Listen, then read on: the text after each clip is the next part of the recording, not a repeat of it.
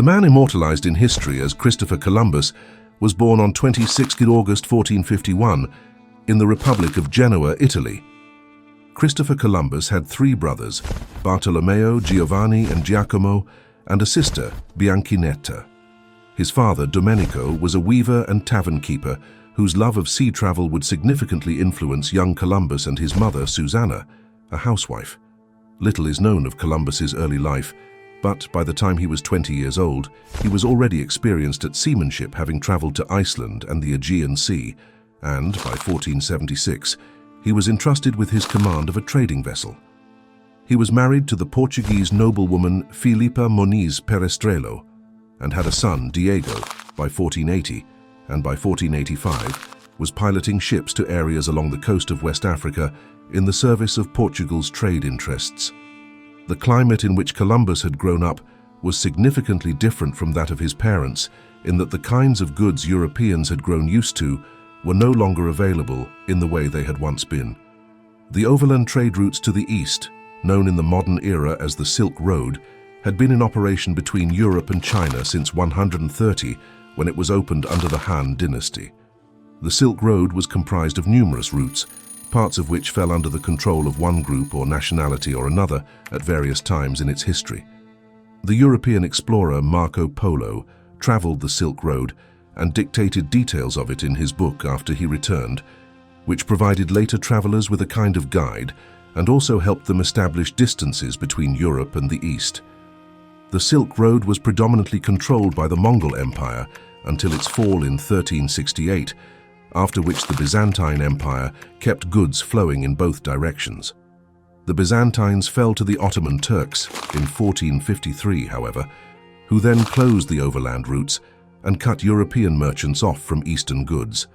To re-establish trade with the East, European merchants took to the sea, launching the so-called Age of Discovery. This is not to say that Europeans had no knowledge of sea travel at this time, nor that European merchants suddenly scrambled to build ships or hastily draw inaccurate maps.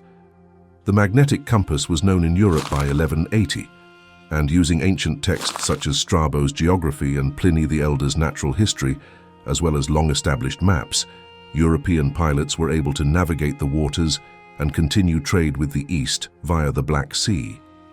The problem they faced, however, was Muslim Arab traders who controlled several significant sea routes to the east.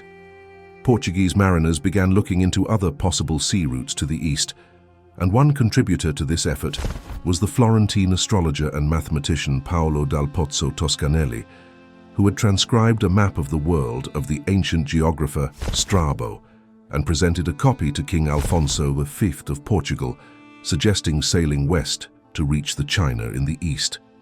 Alfonso V rejected Toscanelli's proposal, and so the latter sent the copy of the map to Columbus, who by now had a reputation as an expert navigator and seaman, in 1474. Columbus was still sailing in the interests of Portugal at this time, and he and his brothers were also engaged in working out a sea route to China. Columbus had taught himself Latin, Spanish, and Portuguese, and so was able to access a wide range of documents and maps in developing his vision of a voyage across the Atlantic Ocean to establish a new trade route with China. The Columbus brothers put together a plan, and in 1484, Columbus approached King John II of Portugal to request funding. Columbus, basing his calculations on Toscanelli's map, Marco Polo's work, and other documents, estimated the distance from the Canary Islands to China at around 3,700 kilometers. But King John II rejected the plan because Columbus's estimate of the distance was too low, which proved to be true as the distance was 19,600 kilometers. Columbus then brought his proposal to the governments of Genoa and Venice, but was rejected by both. He then turned to Ferdinand II and Isabella I of Spain, who also rejected him, but were intrigued enough by his plan that they kept him on retainer, paying him a significant sum to keep him from proposing the expedition to any other government.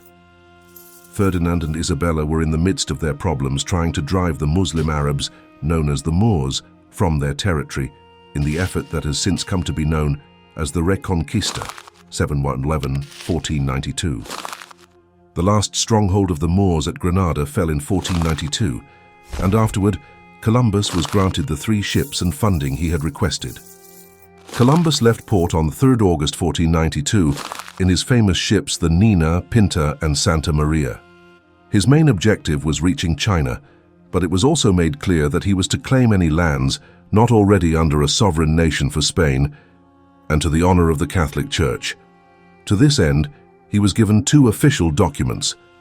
1. A contract between him and the Crown promised the monarchy 90% of the profits of the venture in return for funding and stipulated that Columbus was awarded the position of viceroy or governor of any lands he took for the Crown. 2. A letter of introduction from Ferdinand and Isabella requesting any monarch Columbus came in contact with to provide him safe passage and provision, as his mission was in the service of the Christian faith. First voyage, 1492-1493. On October 12, 1492, Christopher Columbus reached a Caribbean island, Guanahani, named San Salvador by him, and encountered a large group of indigenous people on the shore. Accompanied by his trusted officers, Columbus claimed the island for Spain, believing it to be near his intended destination, Asia. Though the natives' reception is unrecorded, an exchange of gifts followed. After exploring other islands, Columbus established a settlement, La Navidad, in Haiti with a local chieftain's permission, leaving some crewmen behind. He also took captive natives back to Spain. News of this discovery ignited excitement in Europe, particularly for potential Christian conversion and riches. Columbus returned in 1493 to capitalize on these possibilities. Second voyage, 1493-1496. Columbus, now governor, returned to the Americas with a grand fleet. 17 ships carried colonists and, most ominously, vicious mastiffs, war dogs proven effective against the Moors. These dogs became instruments of subjugation, hunting down dissenters and crushing any resistance to Spanish rule.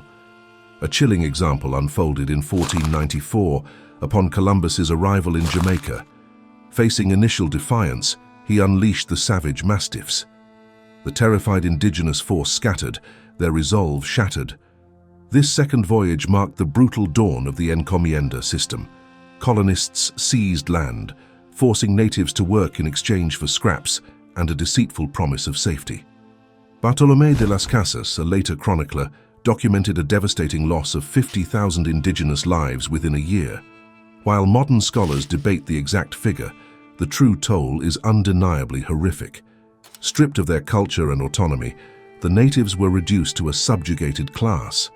Torture, execution, and foreign diseases ravaged their populations.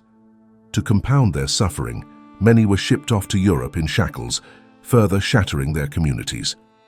Third voyage, 1498-1500. Despite a firm European foothold in the Americas, Columbus remained fixated on finding a passage to China through the islands he'd encountered. Believing his Spanish colonies were part of Asia, he secured funding for a third voyage in 1496 to confirm this theory. Instead, he stumbled upon what is now Central and South America. Meanwhile, Columbus's colonists descended into brutality, enslaving and abusing the native population. Though Columbus opposed this treatment and punished the colonists harshly, it backfired in 1499. Accusations of tyranny and corruption landed him and his brother Diego in chains, shipped back to Spain to face trial. Ferdinand and Isabella, however, acquitted them, provided new ships, and allowed their return to the New World. Fourth voyage, 1502-1504. Columbus's grand return with 30 ships turned into a disaster. A storm near Santo Domingo sank 29 vessels, leaving him unwelcome by the regional governors. His defense of indigenous people and disruption of the slave trade, which enriched both traders and the crown, were seen as mismanagement. Undeterred, Columbus charted a course for exploration, mapping parts of Honduras and Costa Rica. However, another storm shipwrecked him in Jamaica. There, the locals, already hostile, and the governors, mirroring that sentiment, offered no assistance. Columbus, in a stroke of remarkable timing, used his knowledge of astronomy to predict a lunar eclipse on February 29, 1504. He convinced the natives that he caused the eclipse and could withhold future light unless they helped. This ploy secured their aid, allowing Columbus and his crew to be eventually rescued. Returning to Spain a broken man, he died in Valladolid in May 1506,